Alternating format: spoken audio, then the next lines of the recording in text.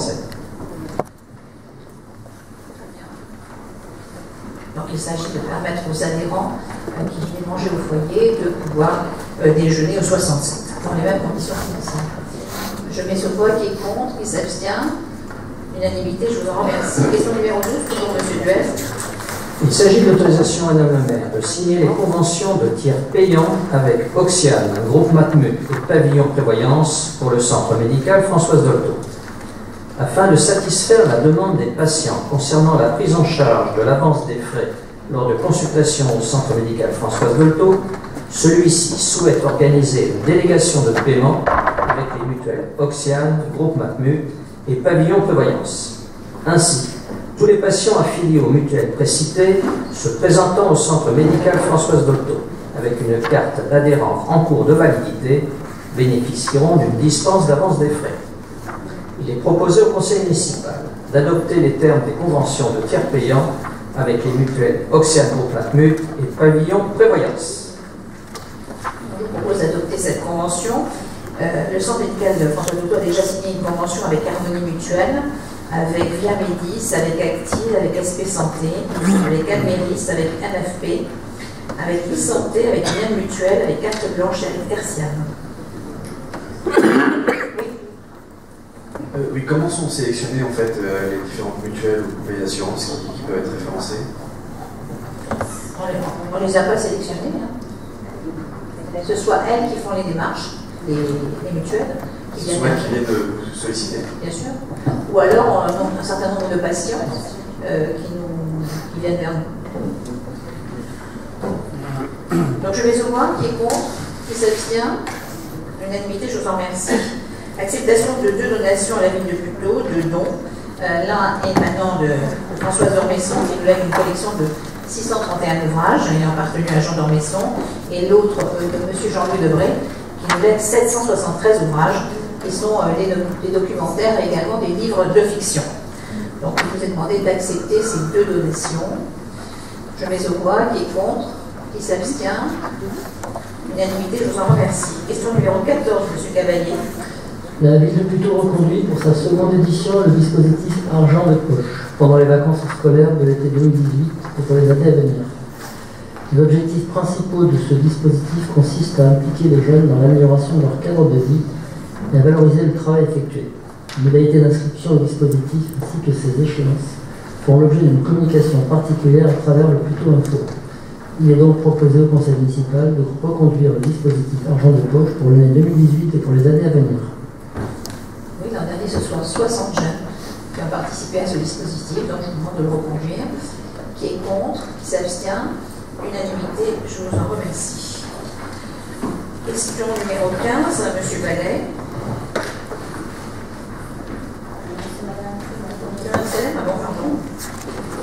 Merci. Autorisation au maire de signer la convention type d'attribution de subvention pour l'acquisition d'un doku électrique ou d'un kit de motorisation électrique sur 2 roues. À compter du 1er janvier 2018, la compétence aménagement de l'espace communautaire exercée par l'école est restituée aux villes. Cela implique le transfert du dispositif de subvention aux 2 roues électriques et aux kits de motorisation électrique dont le montant peut atteindre 25% du prix du 2 roues ou du kit et est plafonné à 300 €. Dans le cadre de sa politique en faveur des mobilités durables, la ville de Puteaux souhaite pérenniser cette aide. Il est demandé au conseil municipal d'instituer un dispositif de subvention selon les mêmes conditions financières et d'approuver la convention type que tout attributaire devra signer pour formuler sa demande de subvention. Oui, c'est la CNV qui avait initié cette aide. Et là, j'ai les chiffres donc, des subventions versées en 2012, 12, en 2013, 15, en 2014, 38, en 2015, 40, en 2016, 19 et en 2017, 92. Oui, M. Weber. Alors c'est évidemment une bonne mesure que nous avons toujours soutenue. Rappelons que la pollution de l'air, provoquée notamment par les particules fines produites en partie par les moteurs diesel, tue 48 000 personnes dans notre pays chaque année. On parle déjà d'interdire la circulation des diesels, des vieux diesels dans des villes allemandes, à Rome et à Paris. La France se donne pour objectif de ne plus commercialiser de voitures à essence en 2040, c'est-à-dire dans 22 ans, c'est tout proche. Il nous faut donc nous préparer à cette révolution. Dès maintenant, notre ville doit accompagner l'arrivée des véhicules électriques, des voitures partagées et des mobilités douces. Nous avons engagé un certain nombre de choses, il faut aller plus loin, bien sûr. Plutôt doit être plus accueillante pour les vélos, le vélo. Alors pour l'instant, les voiries de notre commune sont globalement mal adaptées. Les pistes cyclables sont quasi inexistantes ou mal aménagées. Ces dernières années, vous avez fait le choix de paver certaines rues. Or, les rues pavées sont inconfortables pour les deux roues, elles sont glissantes et dangereuses lorsqu'il pleut, bruyantes d'ailleurs pour les riverains, elles ne sont pas pratiques non plus pour les piétons à mobilité réduite ou pour les landaux, les paquets, etc. Si on veut favoriser l'utilisation des vélos, il faut que les cyclistes puissent stationner en toute sécurité. Or, les équipements comme les arceaux sont parfois inadaptés. J'en ai donné plusieurs exemples sur notre site. Les garages à vélos sécurisés sont inexistants, il faudrait en créer. La circulation à vélo n'est pas prévue non plus, on en a parlé ce soir, dans les nouvelles infrastructures réalisées par la commune. Ainsi, cette future passerelle pour lier la ville à Lille n'a pas de piste cyclable. Et quand un ascenseur est mis en chantier pour accéder à la gare SNCF depuis le boulevard Richard Wallace, eh bien on peut y entrer en vélo, mais on reste sur le quai SNCF. On ne peut pas aller jusqu'en haut, c'est-à-dire permettre aux cyclistes et aux personnes à mobilité réduite de rejoindre facilement la rue Carteau depuis le boulevard Richard Wallace. Face à ces incohérences entre une bonne décision d'aider les putéoliens à acheter un vélo électrique et d'autres qui freinent la pratique du 2 roues, nous avons des propositions à faire. Des propositions en faveur d'un plutôt futur où l'on pourra rouler à vélo facilement et en sécurité. Nous les présentons dès maintenant sur notre page putofutur.com, elle vient d'être publiée. Nous invitons les putéoliens à participer à une consultation large sur les mobilités futures. Vous savez très bien qu'il ne peut pas y avoir de pistes cyclables, notamment dans le bas de Puteaux, puisque ce sont plutôt des venelles que des rues, ce qui fait le charme d'ailleurs de notre Puteaux ancien. La ville a été donc aujourd'hui en zone 30, par conséquent, les vélos peuvent circuler partout dans Puteaux, que ce soit d'ailleurs d'un côté ou de l'autre, c'est le code de la route qui nous l'impose. Par conséquent, on ne peut pas créer aujourd'hui, tel que la ville est constituée, on ne peut pas créer de voies cyclables. Nous n'avons pas les grandes allées, comme à Neuilly ou sur les Champs-Élysées, hélas, qui nous permettent cela. Donc il faut faire avec. Et comme cette ville a un haut et un bas, heureusement qu'il y a ces vélos électriques qui permettent justement de rejoindre ces deux côtés. En ce qui concerne la liaison entre le boulevard Richard Wallace et la rue Carteau, et la gare, il y a ce projet, dont vous ne parlez pas, qui est notre projet, qui est celui d'un ascenseur qui irait du bas du boulevard Richard Wallace jusqu'à la rue Carteau sans aucun problème, et qui permettra également, bien sûr, de faire monter le vélo. Voilà. Vous inventez en direct des projets, c'est formidable. Ah non, je ne les ai pas inventés, c'est dans mon programme, monsieur. Dans mon programme. Et vous avez même d'ailleurs, je pense qu'il y a même une photo qui est parue tout à l'heure. Vous l'avez dans le rapport. Est-ce qu'on peut montrer à monsieur Grébert la photo? Parce qu'il raconte une histoire. Et tout cela, c'est-à-dire qu'il prend maintenant une photo du programme et puis il fait en sorte qu'il soit le père de tout cela. Donc il faut dire les choses telles qu'elles sont, monsieur. Est-ce qu'on a la photo du... Je pense que c'est dans le rapport d'orientation budgétaire. À quel moment que c'est? Bon, ils vont chercher. Y a-t-il d'autres remarques concernant les vélos? Oui, monsieur Hugo. Page 29. Page 29. Je vais laisser admirer l'ascenseur alors. Ah bah oui, ça sera bien. Alors, monsieur Hugo. Oui, je voulais simplement ajouter que je trouvais tout à fait positive cette initiative de subvention pour l'acquisition de roues électriques. Simplement, puisqu'on sort de la présentation de la synthèse qui a été faite sur les orientations budgétaires et donc les projets en cours, sur pluriannuel, enfin qui en l'occurrence n'était pas présenté, c'est quand même dommage, même si j'entends les contraintes urbanistes, vous avez raison, on ne peut pas tout faire et faire n'importe quoi, mais c'est quand même dommage de privilégier l'accès à ces deux roues électriques sans penser un plan global de circulation, de mobilité durable au sein de la ville. Alors effectivement, entre le plat de Puteaux et le haut de Puteaux, ça c'est clair, mais également au-delà de Puteaux, c'est-à-dire que ces véhicules, enfin ces deux roues électriques permet surtout des déplacements un peu plus longs et avec des kilomètres plus importants. Et donc, comment rejoindre notamment la partie Neuilly? Désolé de nouvelle fois de citer Neuilly, mais il y a quand même un certain nombre de buts éoliens qui utilisent cet axe pour rejoindre Paris et pour rejoindre les Champs-Élysées que vous évoquiez également.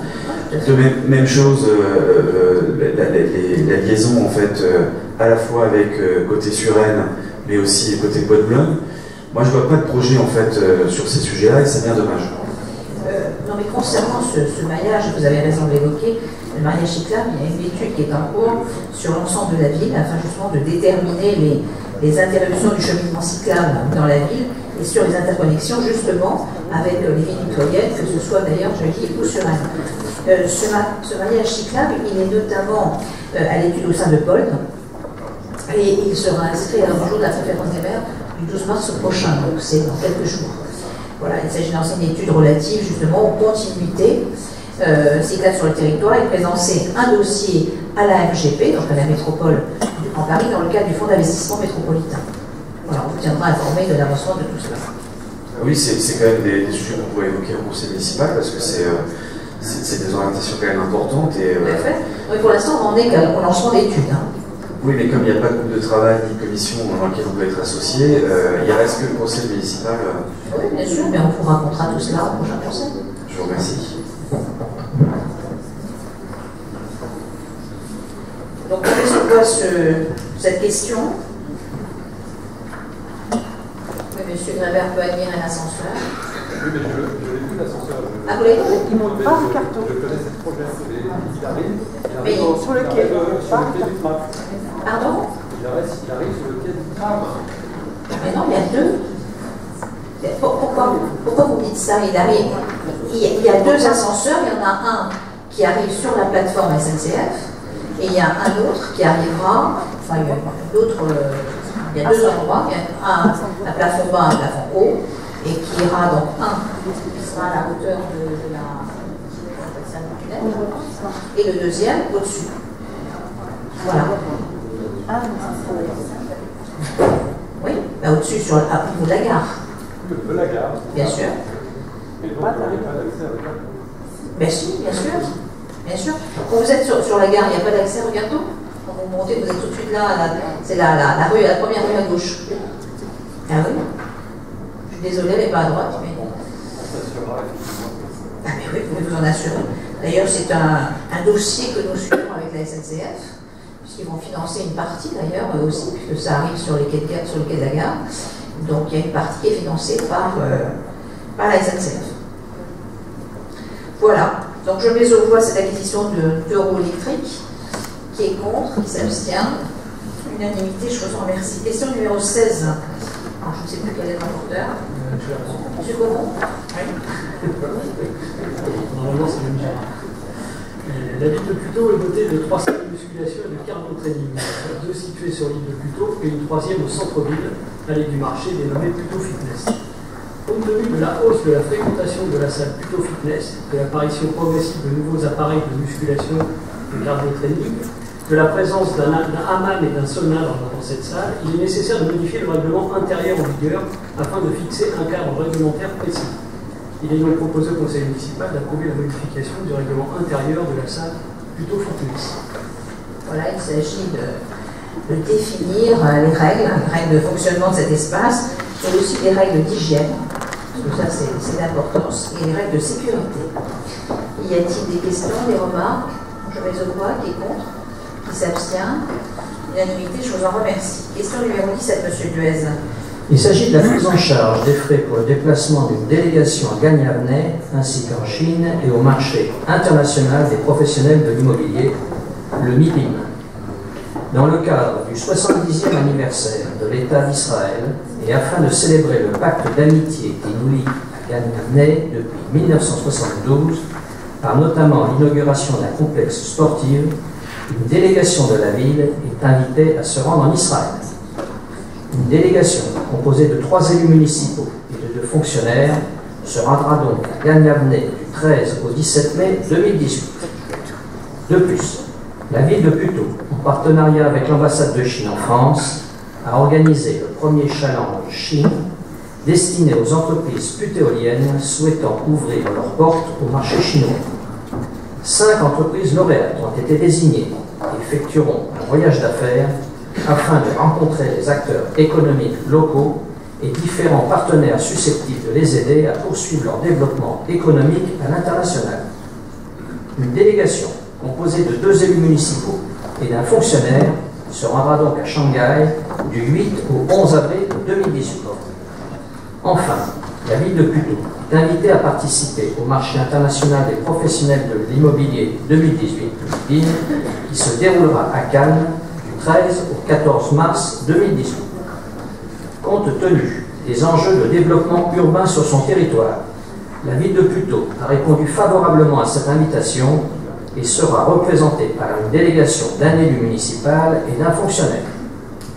Il est donc demandé au conseil municipal d'autoriser le déplacement à Gagnavneh en Israël d'une délégation composée de 3 élus municipaux et de 2 fonctionnaires du 13 au 17 mai 2018, de prendre en charge les dépenses estimées à 25 000 € relatives aux frais de transport, d'hébergement et de restauration pour les déplacements à Gagnavneh, d'autoriser le déplacement en Chine de 2 élus municipaux et d'un fonctionnaire du 8 au 11 avril 2018, de prendre en charge les dépenses estimées à 15 000 € relatives aux frais de transport, d'hébergement et de restauration pour le déplacement en Chine, d'autoriser le déplacement au meeting à Cannes d'un élu municipal et d'un fonctionnaire du 13 au 14 mars 2018, de prendre en charge les dépenses estimées à 2 500 € relatives aux frais de transport, d'hébergement et de restauration pour le déplacement au meeting 2018, et d'accorder des mandats spéciaux aux élus qui représenteront Puteaux lors de ces déplacements. Je vous remercie, M. Duès. En ce qui concerne le déplacement à Gagnavneh, je proposais un amendement. Les 3 élus seront Mme Amsterdam, M. Benassia et moi-même. Ils nous attendent depuis déjà quelques temps à Gagnavneh pour inaugurer justement ce centre sportif, et puis nous allons célébrer avec nos amis de Gagnavneh le 70e anniversaire de l'État d'Israël. En effet, c'est le 14 mai 1948 que David Ben-Gurion, entouré des membres du gouvernement provisoire, a proclamé la déclaration d'indépendance d'Israël, et ce dans le hall du musée de Tel Aviv.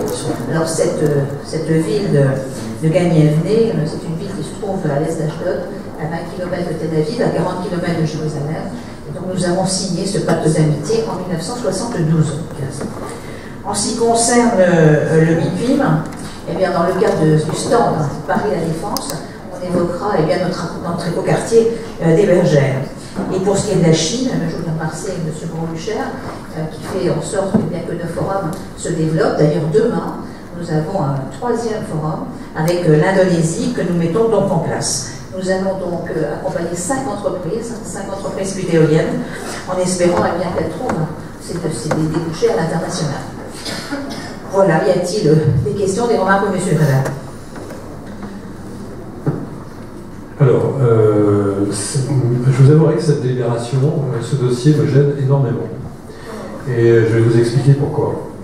Elle n'est pas du tout normale, je me demande même si elle est légale, mais bon, le principe d'une délibération, c'est un projet que vous nous soumettez et nous devons dire, nous, conseillers municipaux, notre assemblée, nous allons dire par notre vote si nous sommes pour ou contre. Un projet égale un vote. Mais là, dans cette délibération, vous venez de la décrire, vous avez exposé 2 projets totalement différents. Vous, 3 même. Vous nous demandez de nous prononcer sur le financement d'un voyage en Israël pour des élus, donc vous, sur la participation start-up putéolienne à un salon international, et puis donc un voyage en Chine.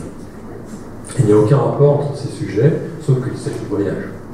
Nous ne sommes pas une agence de voyage, c'est pas l'objet. Bon. Nous pouvons approuver l'un et pas l'autre. Nous pourrions. Or là, c'est un lot, il faut accepter tout ou rien. Donc, alors je vous propose de retirer cette pause de délibération du conseil municipal de la niveau et de nous présenter 3 délibérations distinctes. C'est pas possible maintenant de le faire ce soir lors du prochain conseil municipal, mais en tout cas, nous ne pouvons pas participer au vote d'une délibération qui, pour nous, ne permet pas d'exprimer notre position sur des projets distincts, différents. Je ne pas en plus que ça devienne une habitude, puisque le vote par lot, ce n'est pas démocratique. Voilà. Cette délibération est tout à fait légale, monsieur le maire, je vous rassure là-dessus. Il s'agit de frais de déplacement, donc de frais de déplacement globaux. Puis voilà, vous donnez votre avis quant à ces déplacements. De toute façon, en ce qui concerne Israël, ça fait bien longtemps que vous avez voté contre. Dès qu'on parle d'Israël, on a l'impression que les choses ne vont pas. Donc, si c'est ça qui vous dérange, moi je ne le comprends pas. En tout cas, ça fait bien longtemps que nos amis d'Israël nous attendent, et par conséquent, nous allons... Alors moi je suis laïque républicain. Oui. Je ne sais pas exactement ce que vous voulez dire par là. Est-ce que vous voulez dire que je suis éventuellement antisémite, quelque chose de ce type-là? Non, parce que quand vous y êtes, vous pourriez dire que je suis homophobe, ou que je suis islamophobe. Pas du tout. Alors donc, effectivement, ça je vous le laisse. Ça, c'est vous qui le dites. Ça, je vous le laisse, madame. Non, je ne dis pas cela. Je dis simplement que je constate que ça fait 2 fois que nous passons donc, sur ce sujet qui est d'importance, qui est ce voyage en Israël avec lequel justement nous sommes jumelés depuis des années, et qu'à chaque fois, vous votez contre. Voilà, simplement. Alors, je fais un constat. Je ne sais pas effectivement si à chaque fois je vote contre, ça m'étonnerait. Mais surtout, est-ce que c'est pas la deuxième fois aussi que vous essayez de passer ces voyages répétés en Israël avec une autre délibération pour essayer de faire un lot, parce que 25 000 € pour un voyage, effectivement, c'est un montant élevé. Le dernier était déjà autour de 20 000 € ou un peu plus. Bon, ce sont des montants exceptionnels que vous dépensez, et leur utilité n'est pas évidente, moi je vous l'avoue. L'utilité de ce voyage à 25 000 € n'est pas évidente pour nous. Et donc, j'aurais voulu une libération, on puisse distinguer ces différents projets. Si c'est possible. Rien n'est impossible, évidemment. Et je vous soupçonne de passer cette délibération avec d'autres pour effectivement faire une sorte de lot où on ne pourrait pas voter l'un sans l'autre. Si on vote contre, on vote tout, contre tout. Enfin, oui. Donc moi je n'aime pas ces cuisines. Et c'est vous qui êtes maître d'œuvre là-dessus. Oui, écoutez, moi, vous faites un procès d'attention qui me plaît bien. En ce qui concerne, donc, quel est justement, dans ces trois voyages, quel est celui pour lequel vous auriez voté pour? Ça pourrait m'intéresser. Je viens de vous le dire, madame. On peut s'abstenir, voter contre, voter pour. J'aimerais bien pouvoir le faire distinctement. Et donc, je ne peux pas le faire, et donc je ne voterai pas cette délibération en l'état. Eh bien, on essaye. Alors, allons-y. Par exemple, sur le premier cas, qu'est-ce que vous feriez concernant justement des placements d'Israël? Commençons par là. Alors, madame. Oui. Retirez cette délibération, représentez-en 3 au prochain conseil municipal, et sachez, madame, je vous assure que je voterai. Je voterai. Et là, je ne peux pas voter une délibération qui, pour moi, n'est pas démocratique. C'est pas bien grave. Donc, moi, je mets au voie cette délibération. C'est pas bien grave, madame. Vous avez une grande considération vis-à-vis de la démocratie et des principes démocratiques. Moi, je suis là, ici, ce soir, conseiller municipal, bénévole. Je passe ma soirée ici. J'aimerais un minimum de considération.